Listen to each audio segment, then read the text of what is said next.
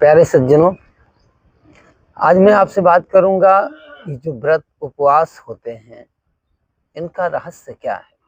मेरे पास एक फ़ोन आया, एक बहन ने कहा कि इसके बारे में गुरुजी हमको बताएँ, इसके बारे में हमें जानकारी दें।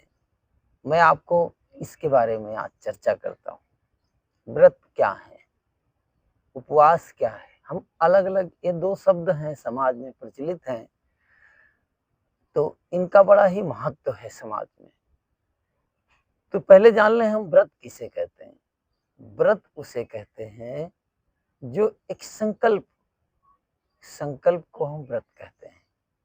और जो व्यक्ति गहरे किसी भी कार्य के लिए संकल्पित हो जाता है, समर्पित हो जाता है, उसी में डूब जाता है, उसके अंदर एक पागलपन हो जाता है, एक दीवानगी जैसी हो जाती है और वो करो या मरो का भाव रखता है, जिसको कहते हैं दृढ़ संकल्प, वो उसे हम व्रत कहते हैं कि अब मैं व्रत लेता हूँ, ये काम करके ही रहूँगा। दृढ़ संकल्प को हम व्रत कहते हैं। अगर आप किसी भी काम को संकल्पित भाव से कर रहे हैं, पूर्ण संकल्पित होके, पूर्ण समर्पित होकर के करते हैं, तो आप निश्चित सफल होंगे उसमें। निश्चित ही उसमें आप आगे बढ़ेंगे। दूसरा कहते हैं उपवास। हमारे ज्ञानियों की भाषा में कहते हैं उप नाम नजदीक, वास नाम बसना। जो हमारे नजदीक बसता है, जो हमारे नजदीक बसे, उसको हम उपवास कहते हैं। उपवास लोग भूखे रहने को या किसी देवी देवता के नाम पर भूखे रहने को, या 7 दिन हमारी माताएं बहनें, हम गाँव में जाते हैं, मिलते हैं, पूछते हैं कि भाई आप व्रत रह रही हैं, उपवास रह रही हैं, तो किनका रह रही हैं? तो भाई माता जी का व्रत रह रहे हैं। तो माता जी का व्रत क्यों रह रहे हैं? ये नहीं मालूम। पूछते हैं क्यों रहते हैं? तो भाई अमुक पड़ोसी रह रहे हैं, अमुक पड़ोसी मैंने देखा था, वो रहती हैं तो हम भी रहते हैं। लेकिन उसके पीछे लक्ष्य क्या है, उसे पता नहीं है उनको। या कई बंधु रहते हैं कि 15 दिन में सोमवारी व्रत रहते हैं कि सोमवार हर सप्ताह में सोमवार को व्रत रहते हैं, या कोई अमावस के दिन व्रत रखता है, या कोई पूर्णिमा के दिन व्रत रखता है, या कोई गुरुवार के दिन, मतलब भोजन ना खाना उसको लोग व्रत उपवास कहते हैं। तो ये व्रत उपवास नहीं है, इन्हें हम व्रत उपवास नहीं कह सकते हैं। ये आप किसी को याद करके आप भोजन नहीं कर रहे हैं, क्या आपको भगवान ने, परमात्मा ने कहा है कि आप भोजन ना करें? भोजन नहीं खाओगे तो क्या वो भगवान खुश हो जाएगा आपको? आपका जो भगवान है, या दुर्गा जी हैं, या माता जी हैं, या हनुमान जी, राम जी, श्याम जी, शिव जी, या कोई भी देवी देवता, आपके भूखे रहने से वो खुश नहीं होते हैं। और आप उपवास व्रत के नाम पे ढोंग कर दें कि भाई आज हम भोजन नहीं करेंगे, गेहूं तो नहीं खाएंगे, आलू नहीं खाएंगे, दाल नहीं अनाज नहीं खाएंगे, लेकिन मेवे खा रहे हैं, काजू खा रहे हो, बादाम खा रहे हो, पिस्ते खा रहे हो, और कहना चाहिए सिंघाड़े की आटे की रोटियां खा रहे हो, इतनी गरिष्ठ चीजें खा रहे हो आप, और कहते हो हम उपवास हैं। इससे तो और स्वास्थ्य खराब हो रहा आपका। अगर आपका लक्ष्य है, साइंस विज्ञान स्वास्थ्य विज्ञान कहता है कि अगर आप स्वस्थ रहना चाहते हैं तो सप्ताह में रह पाए तो 15 दिन में, न 15 दिन में रह पाए तो महीने भर में एक उपवास रहना चाहिए, अर्थात एक दिन पूरे दिन भोजन नहीं करना चाहिए। इससे क्या होगा कि आपके आंतों में जमा हुआ मल वो दग्ध होकर के वो बाहर हो जाएगा, जिससे आपकी आंतें स्वस्थ हो जाएंगी। उस दिन आप जल पीजिए, नींबू पानी पीजिए, सादगी। अगर आप भूख नहीं बर्दाश्त कर पा रहे हैं तो हल्का फुल्का फल खा सकते हैं। लेकिन आप कहो कि हम काजू बादाम पिस्ता खा खा करके और अपने स्वास्थ्य को, अपने पेट को खराब करें, ये कोई समझदारी नहीं है।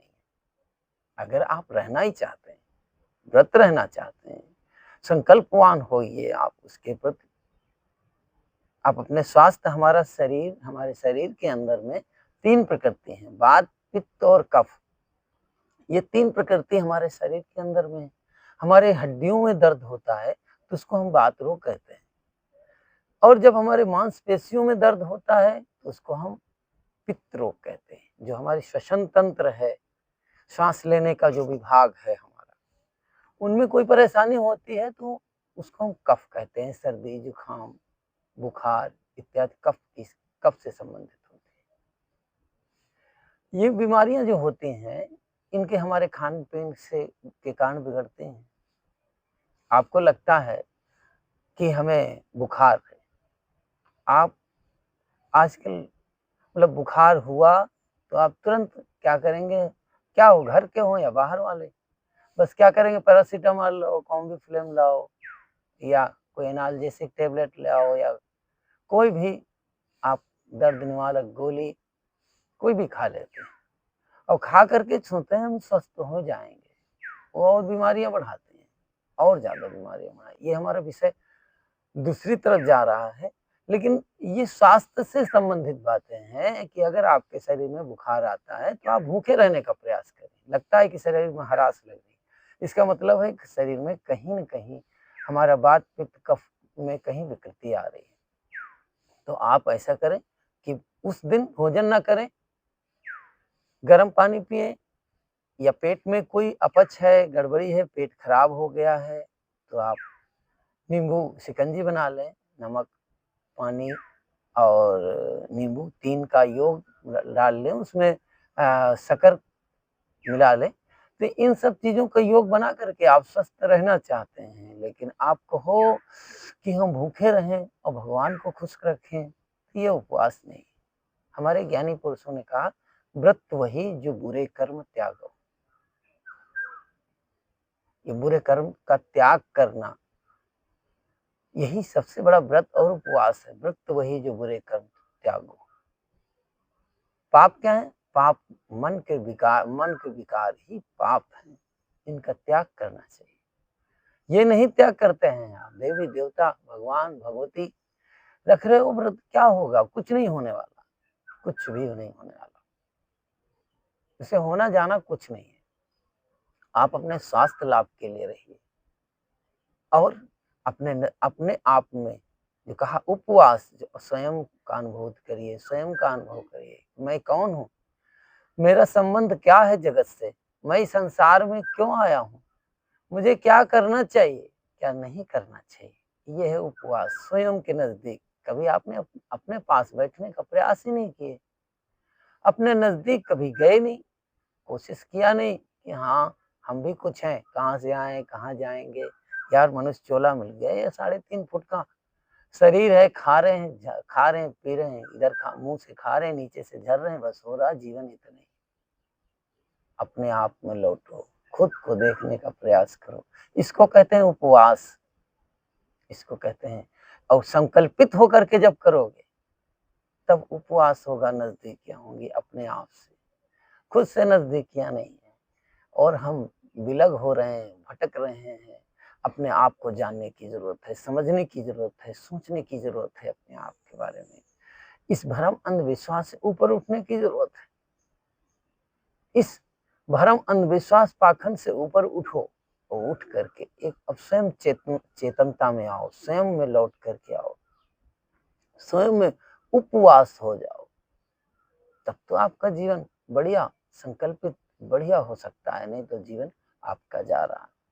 हमारी इन बातों को समझ पा रहे हैं, और इस पर अनुभव करें, चिंतन करें, और लोगों को अगर ये जनाना चाहते हैं तो ये बातों को दूसरों तक पहुंचाएं, शेयर करें।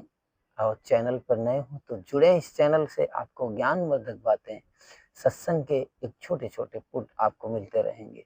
आप हमारी बातों को सुने। आपको बहुत बहुत साधुवाद, धन्यवाद, मंगल कामनाएं।